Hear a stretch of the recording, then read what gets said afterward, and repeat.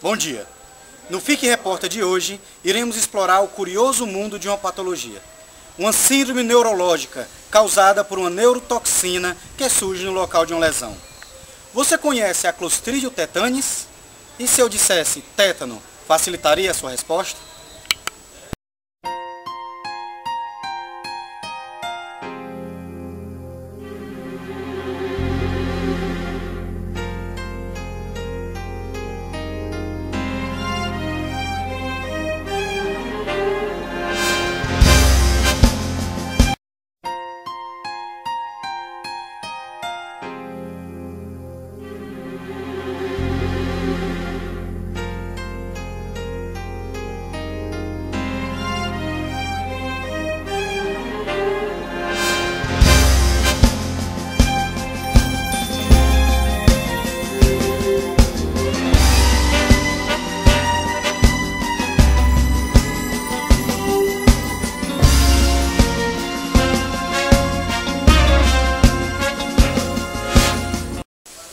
Nossa equipe enfrentou um mau tempo, um conturbado período de AV2.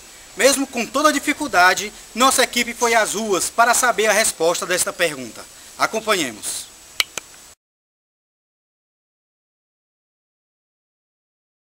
A respeito do tétano, Nádia, o que eu posso dizer, o pouco que eu entendo do tétano, é uma doença infectuosa, que de impacto ela pode levar uma pessoa a óbito em 24 horas, tá entendendo?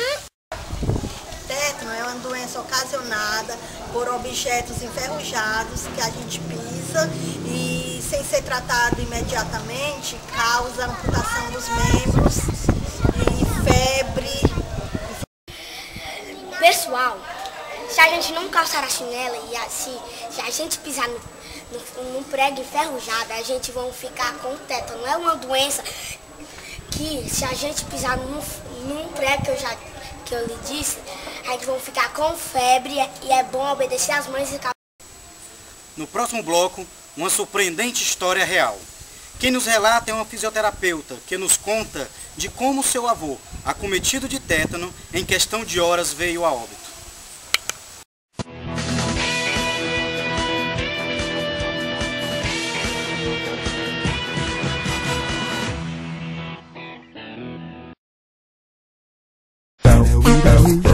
Pegue o seu lugar.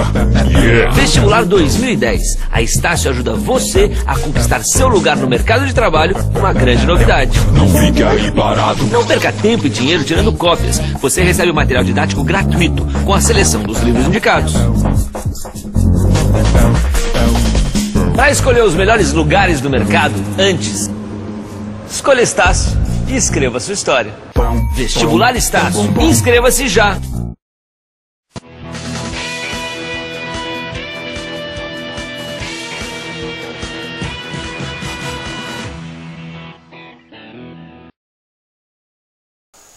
Veja agora essa surpreendente história que a fisioterapeuta Mônica Carvalho agora nos relata. Bem, nós morávamos no interior do Piauí. E certa vez meu avô foi cercar um determinado trecho de terra. E então ele pegou as cercas de arame e começou a trabalhar com o pessoal e fazendo a cerca, né? Em determinado período ele terminou, né, o bolo de cerca que ele tinha de arame. Então ele pegou e foi atrás de um rolo de arame velho que ele tinha perdido, né? Então ele pegou esse rolo de arame e começou a usar ele para colocar naquela cerca. E perdeu um pouco a força e deixou que o rolo de arame caísse no pé dele. E o rolo de arame estava todo enferrujado, né? Então ele foi para casa e tal, e o ferimento, né, e tudo. Chegando em casa, fez asepsia, limpou tudo direitinho e tal. No entanto, passado algumas horas, começou a inchou bastante e tudo.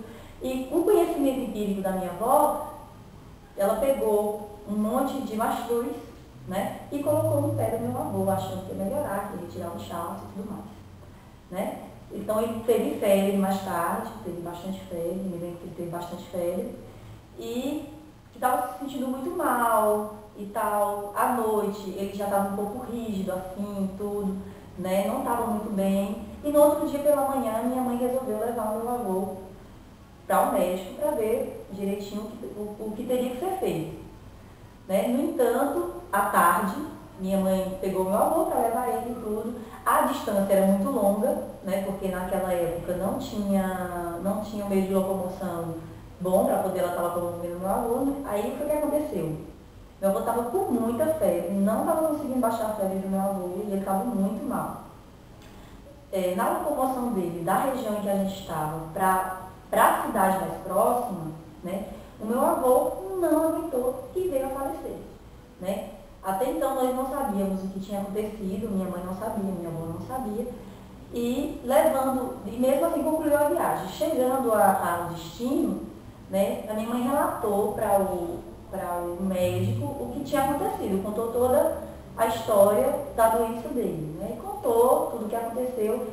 Aí o médico perguntou a ela se ele já tinha tomado a vacina para tétano, né?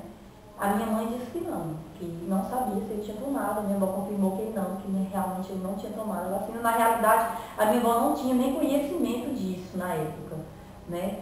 E aí ele relatou para a minha avó que possivelmente ele poderia ter morrido e a doença, no caso, seria o tétano, né?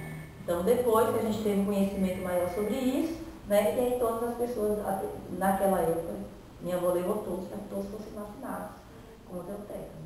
Né? Mas até então nós não sabíamos o que era, nem se tinha vacina, nem nada desse tipo. Onde a fisioterapia pode atuar no tratamento do tétano?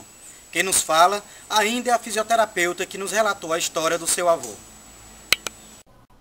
Bem, o fisioterapeuta atua no paciente com tétano, principalmente quando aquele não apresenta mais espasmos, sendo que ele vai atuar com a fisioterapia respiratória e a fisioterapia, ou seja, cinesiomotora, né, atuando quando o paciente está acamado.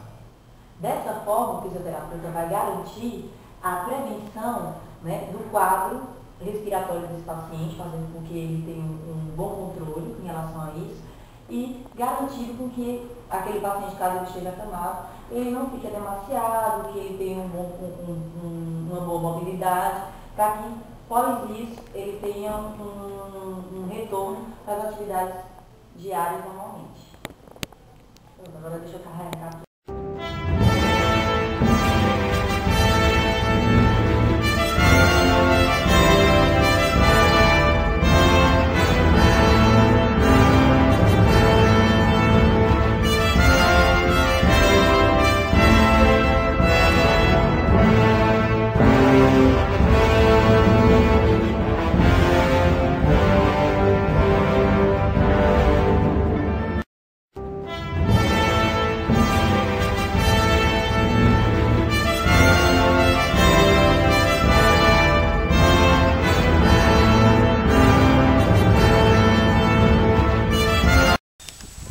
Não percam, no próximo Fique Repórter, como fugir do estresse da AV3 ou como enfrentá-la com sucesso. Até lá!